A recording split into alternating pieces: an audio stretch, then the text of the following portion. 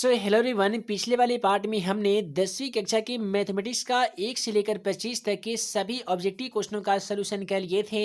और आज की इस बेहतरीन वीडियो लेक्चर में हम लोग पढ़ने जा रहे हैं 10वीं कक्षा के मैथमेटिक्स का क्वेश्चन 26 से लेकर 50 तक का ऐसा 25 ऑब्जेक्टिव क्वेश्चन जो कि आपके मैट्रिक के बोर्ड परीक्षा के लिए काफ़ी ही ज़्यादा इंपॉर्टेंट है। यदि आप भी 10वीं के छात्र हैं और आप इस मैट्रिक का एग्जाम देने वाले हैं तो वीडियो को शुरू से लेकर अंत तक जरूर देखिएगा।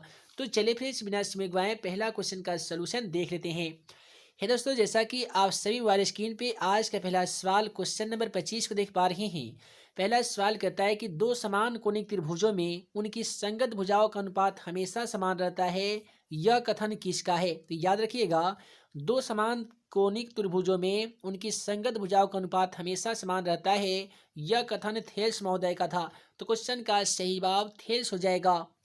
उसके बाद में अगला सवाल कहता है कि यदि किसी त्रिभुज के दो भुजा के वर्गों का योग तीसरी भुजा के वर्गों के बराबर होती है तो तीसरी भुजा के समूह कोण का मान कितना होता है? यदि आप पाइथागोरस प्रमेय का विलोम को याद किए होंगे तो आप सभी को मालूम होगा कि पाइथागोरस प्रमेय का विलोम का जो प्रमेय कहता है वो कहता है कि किसी समकोण त्रिभुज के दो भुजा का वर्ग तीसरे भुजा के वर्गों के योग के बराबर होता है तो तीसरी भुजा का समूह कोण समकोण होता है। और समकोण कोण कितना डिग्री का होता है? तो 90 डिग्री का होता है। इसलिए क्वेश्चन का सही जवाब 90 डिग्री हो जाएगा।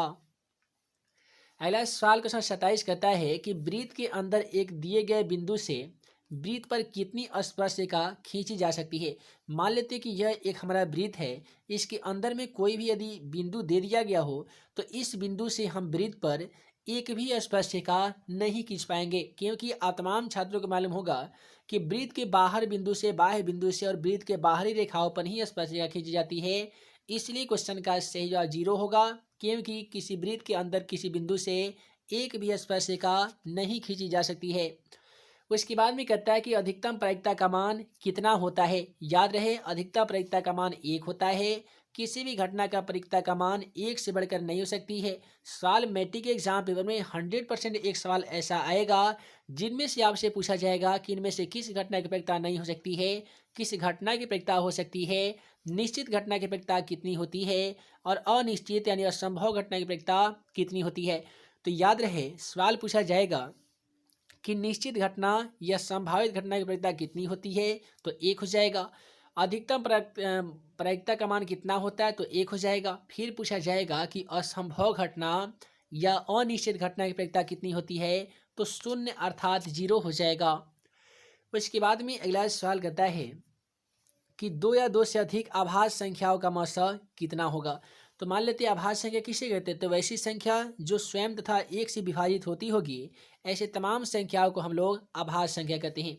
एग्जाम्पल के तौर पे 3 एक आभास संख्या है और 5 भी एक आभास संख्या है। इसका जब हम मौसा ज्ञात करेंगे, CF ज्ञात करेंगे, तो ये 3 एकम 3 हो जाएगा, तो यहाँ पे 2 आएगा, ठीक है, यहाँ पे 3 आएगा, फिर से एक मरतबा लगाएंगे तो 1 आया, अब यहाँ पे 2 तो 2 एकम 2 यानी हमारा 1 आया। इससे हमें ये पता चलता है कि जब भी हम दो या दो से अधिक आभास संख्या का मौसा अर्थात एचसीएफ ज्ञात करते हैं, प्रत्येक स्थिति में क्वेश्चन का सही जवाब 1 आता है। इसलिए क्वेश्चन का सही जवाब हमारा ऑप्शन ए हो जाएगा, 1। उसके बाद में अगला सवाल कहता है कि यदि साइन इंटू 90 माइनस थीटा बराबर कॉस थीटा होता है तो tan इंटू 90 माइनस थीटा बराबर क्या होगा? अब जाहिर सी बात है, यह एक फार्मूला पूछा गया है, कॉटिपुरा का फार्मूला है।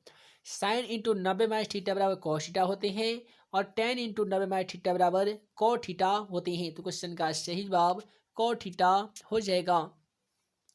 अगला सवाल कहता है कि साइन स्क्वायर थीटा गुने कॉसेक थीटा का मान क्या हो जाएगा? साइन स्क्वायर थीटा का फॉर्मूला आप सभी को मालूम होगा कि 1/कॉसेक 1/कॉसेक स्क्वायर थीटा होता है। या आप वैसा नहीं बनाइए, साइन स्क्वायर थीटा को सेम टू सेम लिख देते हैं साइन स्क्वायर थीटा।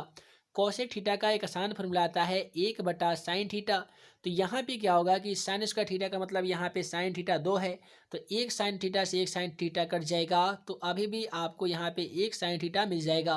तो क्वेश्चन का सही जवाब साइन थीटा हो जाएगा। उसके बाद में अगला सवाल कहता है कि दो प्रतिच्छेदी वृत्तों की उभयनिष्ठ स्पर्शरेखा की संख्या कितनी हो सकती है? तो मान लेते हैं कि दो ऐसे वृत्त हैं जो एक दूसरे को किसी बिंदु पे प्रतिच्छेद करते हैं, तो इस पे जो उभयनिष्ठ स्पर्शरेखा की जो संख्या हो जाएगी, ये कितनी हो जाएगी दोस्तों? तो 2 हो जाएगी, क्योंकि इस पे दो ऐसी स्पर्शरेखा खींची जाएगी जो स्पर्शिका दोनों वृत्त को छूते हुए जाएगी, इसलिए उभयनिष्ठ का मतलब होता है दोनों में। तो दोनों में उभयनिष्ठ स्पर्शिका की संख्या कितनी होगी? तो 2 होगी। अगला सवाल कहता है कि एक शंकु का आधार का व्यास अर्थात डी का मान 10 सेमी दिया गया है और इसकी ऊंचाई यानी एच का मान 12 सेमी दिया गया है, तो शंकु का आयतन ज्ञात कीजिए। देखिए शंकु का आयतन कैसे ज्ञात किया जाता है, इसका एक आसान फॉर्मूला आता है 1/3 पाई आर स्क्वायर एच। तो हम 1/3 को 1/3 लिखेंगे, पाई का मान हमें नहीं बैठाना है, उसके बाद में बैठाना है आर का मान। आर का तो मान नहीं दिया गया था, यहाँ पे दिया गया था डी का मान 10, तो आर का मान ज्ञात करने का आसान तरीका कि जितना भी डी का मान दिया गया हो उसमें 2 से भाग लगा देंगे, क्योंकि आर का फॉर्मूला होता है D/2। तो 10 में 2 से भाग लगाएंगे तो 5 होगा, तो यहाँ पे हमें 5 का स्क्वायर करना होगा या 5 गुने 5 कर देंगे गुने एच का मान। तो एच का मान यदि आप देखेंगे तो 12 दिया गया था, तो आप यहाँ पे 12 लिख देंगे। उसके बाद में क्या होगा कि 3 चौका 12, ये 4 मरतबे कट जाएगा। यहाँ पे पाई मौजूद है, तो 5 में 5 ना करेंगे तो 25 हो जाएगा, 25 में 4 ना कर देंगे तो 25 चौका 100 होता है, और 100 में पाई ना करेंगे ना जी तो 100 पाई हो जाएगा। तो आइए ऑप्शन में देख लेते हैं। तो यहाँ पे 100 पाई दिया जा चुका है, इसलिए क्वेश्चन का सही जवाब हमारा यहाँ पे 100 पाई हो जाएगा। अगला सवाल कहता है कि किसी वर्ग का विकर्ण 16√2 सेमी है, तो वर्ग का भुजा की लंबाई ज्ञात कीजिए। आसान शब्दों में बता दें, देखिए वर्ग की भुजा की लंबाई का एक आसान फॉर्मूला आता है, वह होता है विकर्ण बटा √2। तो यहाँ पे हम विकर्ण बटा √2 लिखेंगे। विकर्ण का जो मान है क्वेश्चन में 16 सेमी दिया गया था, सॉरी 16√2 दिया गया था, तो 16√2 लिखेंगे, और फार्मूला का यहाँ पे √2 है तो √2 लिखेंगे। √2 से √2 ये ऑटोमेटिक कट जाएगा, प्राप्त संख्या 16 हो जाएगा। अतः हम कह सकते हैं कि यदि किसी वर्ग का विकर्ण 16√2 सेमी है, तो उस वर्ग की भुजा की जो लंबाई होगी वो 16 सेमी होगी। यहाँ पे 16 सेमी देख पा रहे होंगे, क्वेश्चन का सही जवाब हो जाएगा। अगला सवाल कहता है कि आर त्रिज्या तथा एच ऊंचाई वाले बेलन का वक्रपृष्ठ का क्षेत्रफल क्या हो जाएगा। याद रखिएगा, बेलन का वक्रपृष्ठ का क्षेत्रफल 2πr/h होता है, तो वहीं पे बेलन का आयतन πr² होता है। तो यहाँ पे क्वेश्चन का सही जवाब 2πr/h हो जाएगा, बेलन का वक्रपृष्ठ का क्षेत्रफल। उसके बाद में अगला सवाल देखिए कि 14 सेमी व्यास वाले एक अर्धगोले का कुल पृष्ठ का क्षेत्रफल कितना हो जाएगा। देखिए 14 सेमी व्यास वाले पूछा गया है, तो व्यास का मान यहाँ पे 14 सेमी है, तो आर जब ज्ञात करेंगे तो 14/2 कर देंगे, ये कटने के बाद 7 हो जाएगा, अर्थात आर का मान 7 आ गया है। अब अर्धगोले का कुल पृष्ठ का क्षेत्रफल पूछा गया है, तो ये अर्धगोले का कुल पृष्ठ का क्षेत्रफल कितना होता है, 3πr² होता है। तो 3 पाई का मान तो नहीं बैठाना है, आर का स्क्वायर करेंगे यानी 7 का स्क्वायर कर देंगे। अब क्या करेंगे कि 3 गुने 7 का स्क्वायर 49 होता है, और पाई का पाई हो जाएगा। 49 में 3 से हम गुणा कर देंगे, आसानी तरीके से 147 पाई आ जाएगा। अगला सवाल कहता है कि cos × 90 - बराबर क्या होता है। याद रखिएगा, cos × 90 - बराबर साइन थीटा होते हैं, और साइन × 90 बराबर cos थीटा होते हैं। उसके बाद में अगला सवाल कहता है कि cos 30 डिग्री के बराबर क्या होता है। तो देखिए cos में 30 डिग्री का मान √3/2 होता है। तो आपको एग्जाम पेपर के ऑप्शन में ऐसे ऑप्शनों का चयन करना होगा जो √3/2 के मान के बराबर होता होगा। तो देखिए साइन में 30 डिग्री, सॉरी साइन में 60 डिग्री और cos में 30 डिग्री का मान समान होता है। तो cos 30 डिग्री बराबर क्या हो जाएगा, तो साइन 60 डिग्री हो जाएगा क्योंकि साइन में 60 डिग्री और cos में 30 डिग्री का मान समान होता है, √3/2 होता है। उसके बाद में अगला सवाल क्वेश्चन नंबर 39 को देख लीजिए, कहता है कि 5sec² a - 5tan² बराबर क्या होगा। तो दोनों में हम यहाँ से 5 कॉमन कर लेंगे, तो ये हो जाएगा sec² थीटा। इधर से भी 5 कॉमन हो गया है, तो यहाँ पे हो जाएगा tan² थीटा। याद रहे 5 को 5 लिखेंगे। उसके बाद में sec² थीटा - tan² थीटा का एक फॉर्मूला आता है 1, तो 5 गुने 1 लिखेंगे, तो 5 एकम कितना होगा, 5 होगा। तो क्वेश्चन का सही जवाब 5 हो जाएगा। उसके बाद में अगला सवाल कहता है कि एक पासा को फेंकने पर सम संख्या आने की प्रायिकता ज्ञात कीजिए। तो एक पासा को यदि हम फेंकेंगे तो उस पर 1 आ सकता है, 2, 3, 4, 5 और 6 आ सकता है, यानी कुल परिणामों की संख्या हमारा 6 आ गया है। अब हमें अनुकूल परिणामों की संख्या खोजना है, तो सम संख्या आने की प्रायिकता ज्ञात करना है। तो सम संख्या किसे कहते हैं, तो वैसी संख्या जिसमें 2 से पूरी तरीके से भाग लग जाती है, ऐसे तमाम संख्याओं को हम लोग सम संख्या कहते हैं। तो देखिए सम संख्या यहाँ पे 2 मिलेगा, 4 मिलेगा और 6 मिलेगा। तो सम संख्या आने की अनुकूल परिणामों की संख्या 3 है, कुल परिणामों की संख्या 6 है। इसे यदि हम कटा देंगे तो 3 एकम 3 और 3 दूनी 6 हो जाएगा। तो इस प्रकार से क्वेश्चन का सही जवाब 1/2 होगा। उसके बाद में अगला सवाल 41 नंबर सवाल कहता है कि 1 - sin A × 1 - sin A बराबर क्या होगा। देखिए यहाँ पे एक प्लस होगा, ठीक है। तो 1 - sin A × 1 + sin A बराबर क्या होगा। तो देखिए एक में एक गुना करेंगे तो एक हो जाएगा, प्लस में माइनस गुना करेंगे तो माइनस हो जाएगा, साइन ए में साइन ए से गुना करेंगे तो ये साइन स्क्वायर ए हो जाएगा। आप सभी को मालूम होगा कि 1 - sin² बराबर होते हैं कॉस स्क्वायर ए। तो क्वेश्चन का सही जवाब कॉस स्क्वायर ए हो जाएगा। है दोस्तों, उसके बाद में अगला सवाल क्वेश्चन 42 को देख लीजिए। क्वेश्चन 42 कहता है कि tan 40 डिग्री बटा कोस 50 डिग्री का मान क्या हो जाएगा। आप तमाम छात्र एवं छात्राओं को कोटिपूरक का फॉर्मूला तो मालूम होगा कि साइन इंटू 90 - बराबर कॉस थीटा होते हैं, तो वहीं पे कॉस इंटू 90 - बराबर साइन थीटा होते हैं। तो यहाँ पे जो tan 40 डिग्री आप देख पा रहे हैं, इसे हम ऐसे भी लिख सकते हैं कि tan इंटू 90 में से 40 घटाएंगे तो 50 डिग्री हो जाएगा। उसके बाद में कॉट 50 दिया गया है, तो कॉट 50 को आपको same to same cot 50 degree लिख देना है। अब यहाँ पे देखिए कि 10 इंटू 90 - बराबर कॉट थीटा होगा, और थीटा का मान 50 डिग्री है तो 50 डिग्री लिखेंगे, और यहाँ पे भी है कॉट 50, तो कॉट 50 का कॉट 50 लिख देंगे। अब ये एक दूसरे से एक मरतबे कट जाएगा, इस प्रकार से क्वेश्चन का सही जवाब एक हो जाएगा। उसके बाद में कहता है कि कोण थीटा वाले वृत्त के त्रिज्याखंड का क्षेत्रफल क्या होगा। तो याद रहे त्रिज्याखंड का क्षेत्रफल πr² थीटा बटा 360 डिग्री होता है। हालांकि बुक में देखिएगा तो यहाँ पे बुक में इसका फॉर्मूला चेंजिंग हुआ थीटा बटा 360, और यहाँ पे दिया गया होगा πr², तो आपको बिल्कुल कंफ्यूज नहीं होना है, ये भी πr² थीटा बटा 360 ही दिया जाता है। उसके बाद में क्वेश्चन कहता है कि यदि किसी घनाभ की लंबाई चौड़ाई तथा ऊंचाई 5 सेमी 10 सेमी और 12 सेमी है तो इसका आयतन क्या होगा। आप सभी को बता दें कि घनाभ का आयतन का फॉर्मूला LBH यानी लंबाई गुने चौड़ाई गुने ऊंचाई होता है। लंबाई का मान 5 है तो 5 लिखेंगे, चौड़ाई का मान यहाँ पे 10 है तो 10 लिखेंगे, ऊंचाई का मान 12 है तो 12 लिख देंगे। 12 में 5 ना करेंगे तो 12 × 5 = 60 हो जाएगा, 60 में 10 ना करेंगे तो 600 हो जाएगा।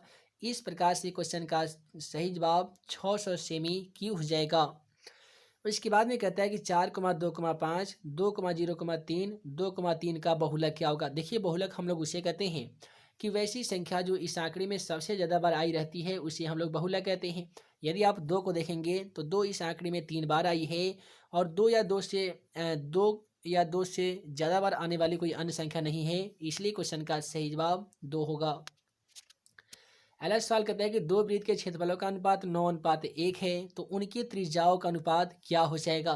तो यहाँ पे जब क्षेत्रफल का अनुपात 9:1 दिया गया है तो त्रिज्या का अनुपात पूछा गया, तो केवल इसमें आप सभी को रूट लगा देना होगा।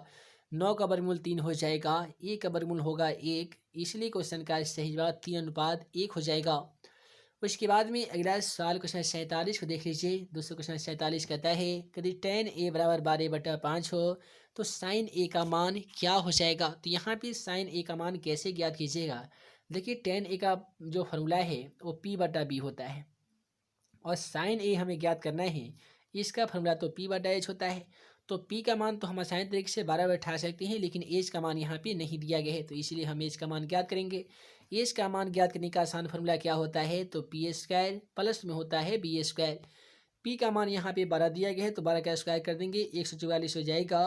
उसके बाद में B का मान 205 दिया गया है, और 5 का स्क्वायर करेंगे तो 25 हो जाएगा। 144 में 25 स्क्वायर कर देंगे तो कितना हो जाएगा, 169 हो जाएगा। और आप सभी को मालूम होगा कि 169 का वर्गमूल 13 होता है ना जी। तो यहाँ पे क्वेश्चन नंबर यहाँ पे 47 में P/H में एच के बदले में हम 13 लिख देंगे, तो क्वेश्चन का सही जवाब 12/13 हो जाएगा। यानी यदि tan A बराबर 12/5 हो तो साइन A का मान 12/13 हो जाएगा। अगला सवाल कहता है कि बिंदु 6,10 में कोटि का मान क्या हो जाएगा। याद है मैट्रिक के एग्जाम पेपर में कोटि और भुज का मान से रिलेटेड एक सवाल 100% पूछा जा सकता है। तो जब भी आपसे कोटि का मान पूछा जाएगा तो दूसरा वाला आंसर यानी 10 हो जाएगा। जब भी आपसे भुज का मान पूछा जाएगा तो पहला वाला 6 आंसर हो जाएगा। तो यहाँ पे हमसे कोटि का मान पूछा गया है, इसलिए क्वेश्चन का सही जवाब 10 होगा। उसके बाद में अगला सवाल कहता है कि सभी समबाहु त्रिभुज डॉट डॉट होते हैं, यानी जितने भी समबाहु त्रिभुज होते हैं वे सब क्या होते हैं। तो याद रखिएगा सभी के सभी समबाहु त्रिभुज समरूप होते हैं, सभी वृत्त सभी वर्ग समरूप होते हैं। क्वेश्चन का सही जवाब सिमिलर यानी समरूप हो जाएगा।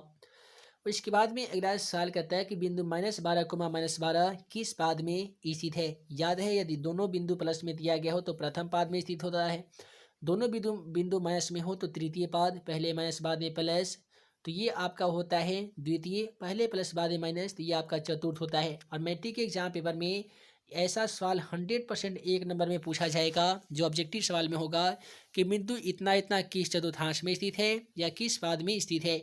तो आज की इस वीडियो में हम लोगों ने देखा 10वीं कक्षा की मैथमेटिक्स का 25 से लेकर पूरे 50 तक के ऐसा इंपोर्टेंट वीवीआई ऑब्जेक्टिव क्वेश्चन जो कि आपके मैट्रिक के बोर्ड परीक्षा के लिए काफ़ी ही इंपोर्टेंट था। उम्मीद है आज का ये वीडियो आप सभी को पसंद आया हो तो वीडियो को लाइक करें, अपने दोस्तों में शेयर करें। ऐसे ही नए नए वीडियो पाने के लिए आप हमारे YouTube channel math and magic tips को सब्सक्राइब करना बिल्कुल ना भूलिएगा। तो है दोस्तों, हम जल्द मिलेंगे अगले वीडियो में नए वीवीआई क्वेश्चन के साथ। तब तक के लिए आप सभी को वीडियो देखने के लिए बहुत बहुत धन्यवाद।